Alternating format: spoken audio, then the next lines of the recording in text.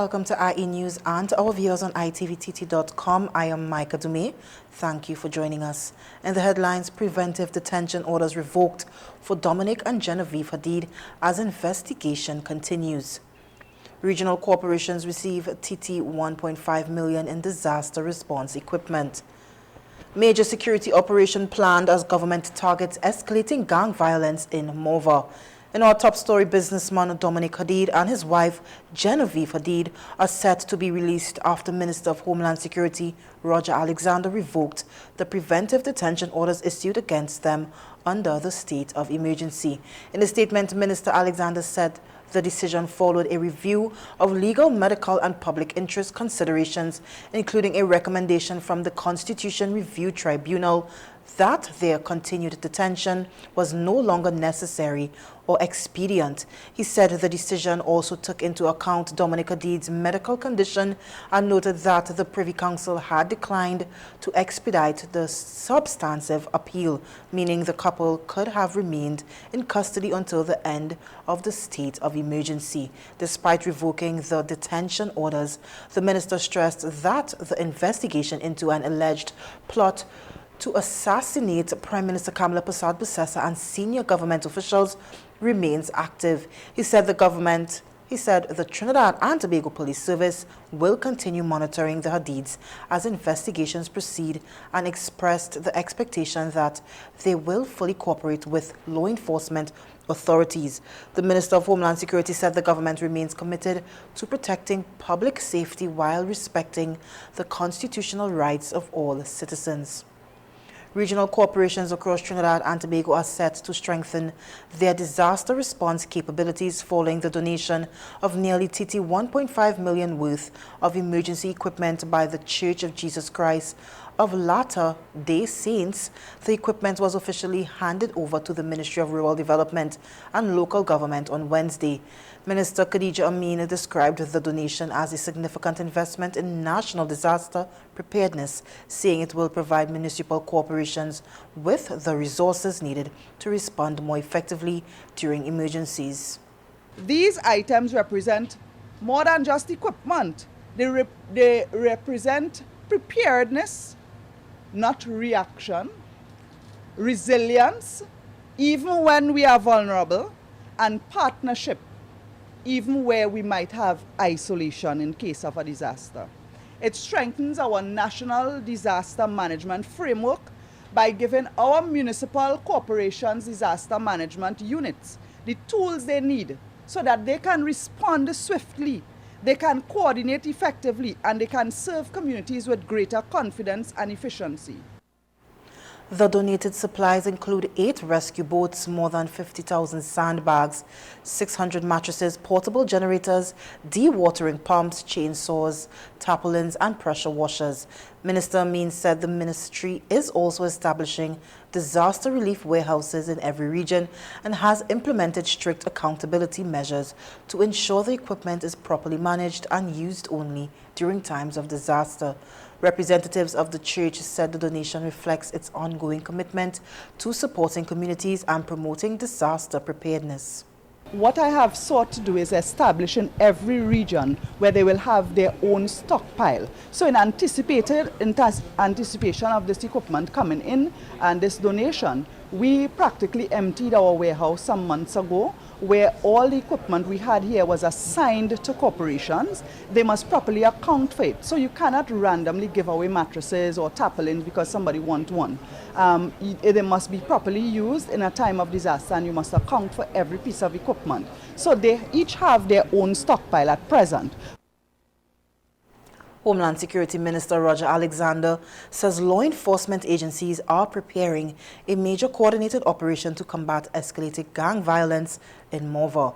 The minister said authorities are monitoring an emerging gang conflict involving several individuals who have allegedly rejected ongoing peace initiatives and continue to fuel violence in the community.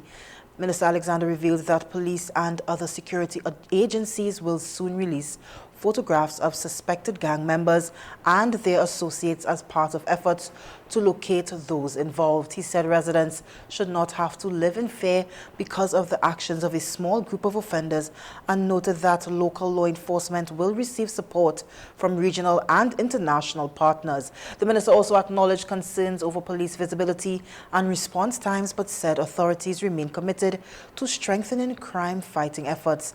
His comments came as government highlighted a reduction in murders nationwide, with police data showing 213 murders recorded between January 1st and July 20th, 2026, compared with 331 during the same period in 2024.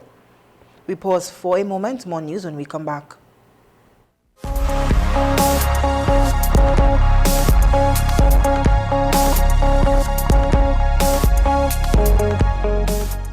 From the freshness of the ocean, Rainbow has sealed in all the natural, healthy goodness in their canned tuna, sardines, and mackerel. So go ahead, enjoy some crispy sardines, stewed mackerel, or a creamy tuna salad. Because while your tummy enjoys the great taste, your heart and immunity will love the healthy omega-3s, calcium, protein, and more. Rainbow's canned tuna, sardines, and mackerel are 100% real fish, so it's tasty, healthy eating for your body, heart, and mind. Rainbow canned fish.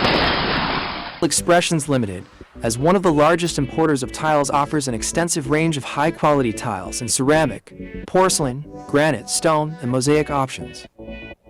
Additionally, we offer a variety of tile accessories and bathroom sets to complement any decor style. We are committed to providing exceptional customer service and swift delivery of all products. From indoor and outdoor tiles to bathroom sets and tile accessories, we have curated a range that caters to both traditional and modern taste.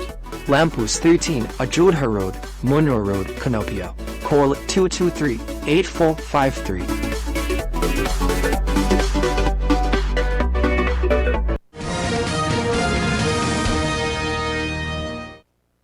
Welcome back. The Trinidad and Tobago Police Service says serious crime continues to decline in the Southern Division, with fewer offences being reported and more cases being solved.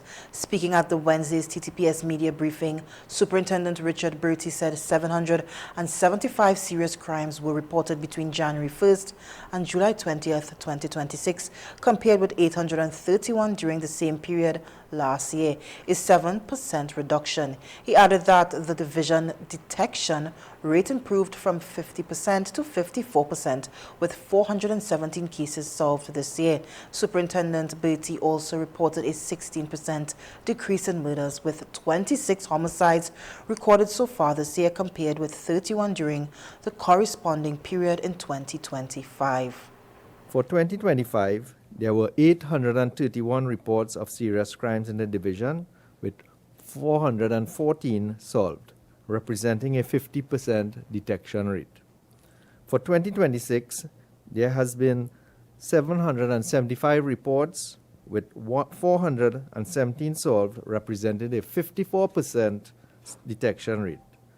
This denotes an overall increase of 3% when compared to the same period last year. In addition, there were 56 less reported crimes, showing a 7% decrease. There were 31 reported homicides in the division for 2025 for the period under review, when compared to 26 reports for 2026, showing an overall decrease of 16%. A further analysis revealed the root causes of these homicides are 3 were domestic related, 4 arose out of altercations. In 8 of these homicides, the motive was robbery. 4 were drug related, 6 were out of revenge and disputes, and 1 with an unknown cause. Meanwhile, Acting Superintendent Listra Bridgelal said police have also made progress in tackling home invasions. She revealed that 36 incidents were reported, with 12 solved, representing a 32% detection rate. She credited intelligence-led operations and the use of preventive detention orders with reducing home invasions, particularly in the Gasparillo, Barrackpore, and Princestown districts, following the arrest of several key suspects. Police say they will continue focusing on intelligence-led policing, firearm recovery operations, community engagement and youth intervention programs to further reduce crime across the Southern Division. We have had 36 reports of this crime in the Southern Division. 12 were solved, representing a 32% detection rate. Within recent times, there was also a major breakthrough in the Gasparillo district, where 11 persons were arrested and subsequently placed on preventive detention orders. As a result, there has been a decrease in this incident of crime in our particular area. An Indian Diaspora Day event originally scheduled for August 1st has been postponed to August 8th following public criticism over its timing on Emancipation Day. The event, organized by the Indian High Commission in Port of Spain, drew concern from members of the public who questioned its scheduling on a national holiday marking the abolition of slavery. Former Tourism Minister Randall Mitchell also raised objections, writing to Indian Prime Minister Narendra Modi and criticizing the handling of the matter. In response, the Indian High Commission rescheduled the open house event for members of the Indian community and diaspora following widespread public discussion over the original date.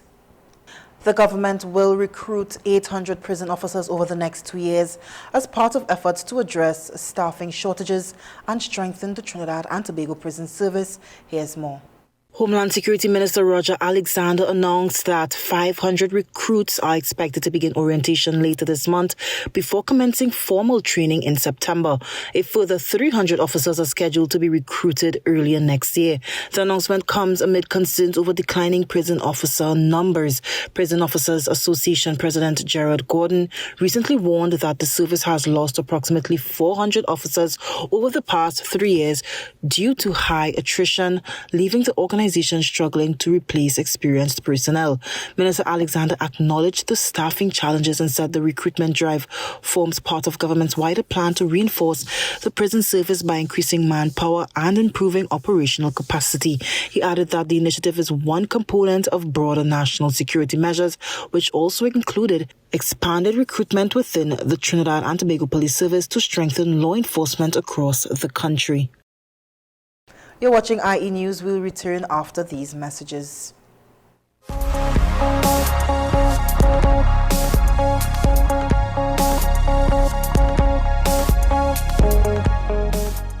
Attention all bakers, doubles vendors and roti makers. Try our high-quality bromate-free, all-purpose and whole wheat flour. Low price and conveniently packaged in 2 pounds, 2 kg, 10 kg and 25 kg bags. For wholesale and retail prices, contact Shiklisho Limited at 665-3336 or 480-8715 or visit us at Warrenville, Canupia. Shiklisho Limited, quality you can trust. Are you renewing your motor, homeowner or business insurances shortly? Then call Kalyani Limited, agency for Tatil, for a competitive quote. With 2 locations, Todd Street, El Socorro and 5 Rivers, Aruca. Please call us at 221-5051 or 227-5051. Kalyani Limited, agency for Tatil, building relationships exceeding expectations.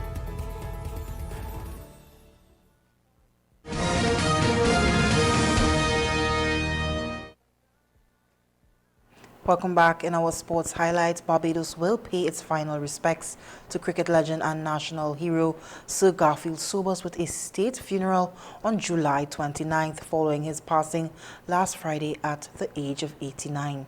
A Thanksgiving service will be held at Kensington Oval in Bridgetown, the historic venue where the former West Indies captain produced many of his greatest performances. Barbadian officials say the ceremony will celebrate Sir Garfield's remarkable contribution to cricket and the nation while respecting the wishes of his family who have been closely involved in the planning. Widely regarded as the greatest all-rounder in the history of cricket, Sir Garfield's death has prompted tributes from across the Caribbean and the international cricket community. Former West Indies wicket-keeper Derek Murray, who played alongside Sir Garfield, reflected on the cricket's icon's life and the legacy, describing him as not only one of the sport's finest players, but also a figure whose influence shaped West Indies cricket and inspired generations of Caribbean athletes. Sir Garfield Sobers lays behind an enduring legacy as one of the greatest cricketers the game has ever known and one of the Caribbean's most celebrated sporting figures. Let's now take a look at some international news.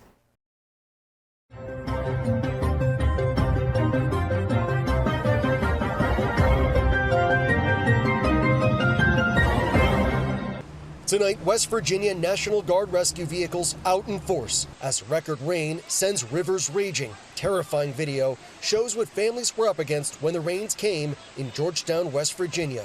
Rising creeks trapping Bobby Jo Monette and her family. In Buchanan, Johnny Reed grabbing his son as his home security camera captures images of his shed and ATV washing away. Reed and his family tell ABC News they're safe tonight. The governor declaring a state of emergency, sharing this aerial video of devastated communities. Overnight in Nashville, swift water teams rescuing multiple people from vehicles. Police in Mount Juliet, Tennessee, patrolling flooded streets, carrying this woman to safety from her flooded car. The powerful system spawning more than a dozen reported tornadoes across 6 states. This one in Owenton, Kentucky, destroying a barn. Hang on, we're gonna die together. We're gonna die. Chris and Sharon Palmer's home in Grayson County also destroyed. They rode out the storm holding hands in these reclining chairs. Thankfully, they're okay. New York City's parkways flooding, and straight-line winds snap trees in front of drivers. This massive waterspout spotted off the Jersey Shore near Cape May. And in Stanhope, New Jersey, they're cleaning up from a confirmed tornado there. Meanwhile, along the Gulf Coast, red flags flying and beaches closed as Tropical Storm Bertha makes landfall in St. Bernard Parish, Louisiana. Streets flooding around Biloxi late today. Tonight, families in mourning after the dignified transfer of the 4 American soldiers killed in the war with Iran. President Trump attending the solemn ceremony, saluting the returning soldiers. Sergeant Michael Emmanuel Swinton of North Carolina killed in Iraq, and the 3 soldiers killed after an Iranian attack on an American airbase in Jordan. The youngest, 19-year-old Isabella Gonzalez of Texas. Sergeant Angel Rampersad, 28, of Ozone Park, New York, and 25-year-old First Lieutenant Tyler James Fian of Hawaii. The president later flying the Fian family to Georgia on Air Force One, thanking them at a rally there hours later. To Sherry and Stephen and David, we will carry Tyler's memory in our hearts forever, and I just want to thank you. It's an honor to have you here today. Please. He's looking down right here. He's so proud right now. And tonight, a stark new threat. The president now warning that for every Iranian strike on a ship in the Strait of Hormuz, the U.S. will bomb and destroy one bridge or power plant inside Iran, including the capital Tehran. Deliberately targeting civilian infrastructure is a potential war crime under international law. And tonight, while vowing to stop Iran from obtaining a nuclear weapon, the Trump administration signing a landmark nuclear deal with Saudi Arabia to allow them to develop a civil nuclear program and enrich uranium. The agreement sparking fierce backlash among 9/11 families who urged the White House not to move forward with the deal, while litigation over Saudi Arabia's alleged ties to the 2001 terrorist attacks remains unresolved in federal court.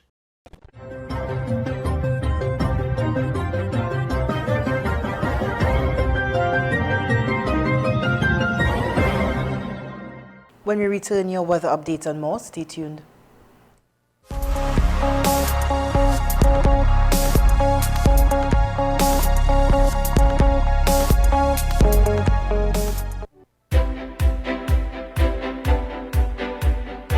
Introducing Introducing Signature Marine Coatings. We bring you premium marine solutions powered by PPG coatings, including anti-fouling protection, high-grade epoxy systems, fiberglass materials, and complete marine refinishing supplies. Protect, enhance, and maximize the performance of your vessel with products you can trust. Get the finish your vessel deserves. We are located at Tardy Marine Limited in Chagaramas. Call us today at 2900-654 or email at signaturepaints@hotmail.com.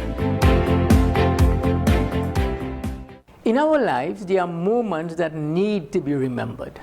Are you hosting a Ramayana Yagya, religious or cultural event or celebration?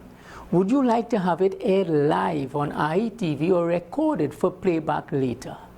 We will air your program on IETV and IE Radio, with your viewers joining locally and internationally. Your family and friends worldwide can view on www.ietvtt.com or listen on ieradiott.com. To make arrangements, call or WhatsApp IETV at 784-9880. Let us record your cherished moments and share it.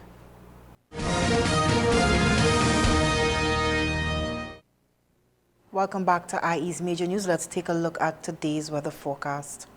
Today was generally warm and partly cloudy across Trinidad and Tobago, with intervals of bright sunshine, interrupted by occasional cloudy spells. A few scattered showers developed during the late morning and afternoon, particularly across central and southern districts, but rainfall remained brief and localized. Temperatures climbed to approximately 32 to 33 degrees Celsius, while overnight lows are expected to settle between 24 and 25 degrees Celsius. Moderate easterly winds persisted throughout the day, occasionally becoming fresh and gusty in exposed coastal areas and near passing showers. Sea conditions remained moderate, with offshore wave heights between 2.0 and 2.5 meters, while sheltered coastal waters experienced waves of 1.0 to 1.5 meters. Overall conditions remained warm, humid and breezy, with only isolated shower activity. Tonight is expected to be partly cloudy, with a low chance of a few isolated showers developing during the late evening and overnight hours. Warm and humid conditions will continue, with moderate easterly winds of 15 to 20 knots, maintaining breezy conditions across the islands. Marine conditions are expected to remain moderate, with offshore seas between 2.0 and 2.5 meters and sheltered waters between 1.0 and 1.5 meters. Small craft operators and seabathers are advised to exercise caution, particularly in offshore waters where seas may become choppy. Friday is expected to begin with a mixture of sunshine and cloudiness, with a few brief morning showers affecting isolated areas as the day progresses. Daytime heating and increasing moisture are expected to produce scattered afternoon showers, with a slight chance of an isolated thunderstorm, especially over western and central Trinidad. Temperatures are forecast to reach approximately 32 to 33 degrees Celsius, with warm and humid conditions persisting throughout the day. Moderate easterly winds will continue, becoming fresh and occasionally gusty near heavier showers. Sea conditions are expected to remain moderate, with offshore wave heights between 2.0 and 2.5 meters and sheltered coastal waters between 1.0 and 1.5 meters. Overall, Friday is expected to be warm and breezy, with sunny intervals interrupted by scattered showers during the afternoon and a slight possibility of an isolated thunderstorm activity. Let's take a look at some crime news.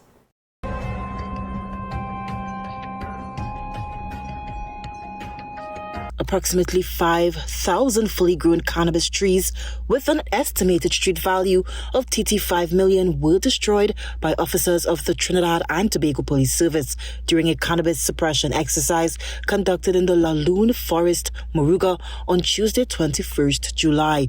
The operation was coordinated by ACP Tiwari of the Criminal Investigations Branch, Senior Superintendent Edwards of the Special Investigations Unit, Senior Superintendent Hospitales, Superintendent Bertie, Woman Superintendent Bridgelal, Assistant Superintendents of Police Pacheco, Ramsaran, and Kulchan, Inspector Charles and Acting Sergeant Durham of the Southern Division.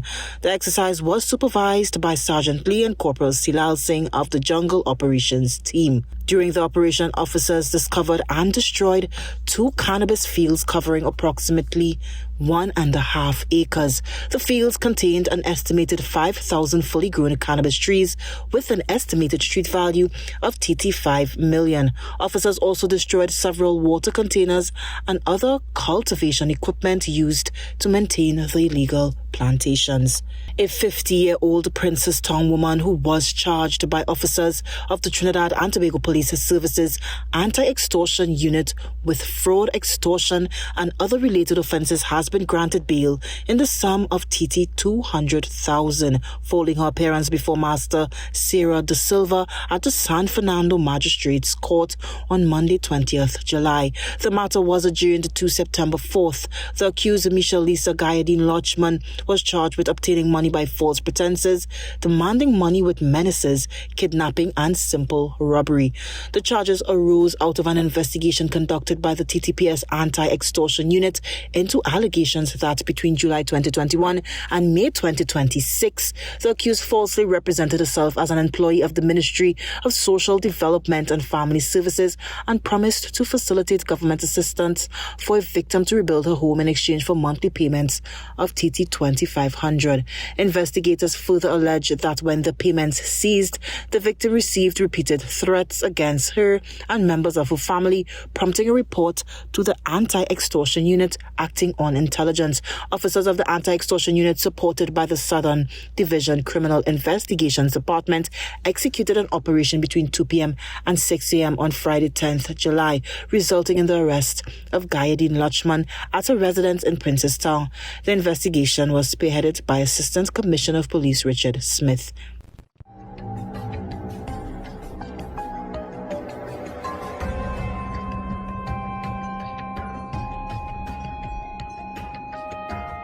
Recapping the headlines, preventive detention orders revoked for Dominic and Genevieve Hadid as investigation continues.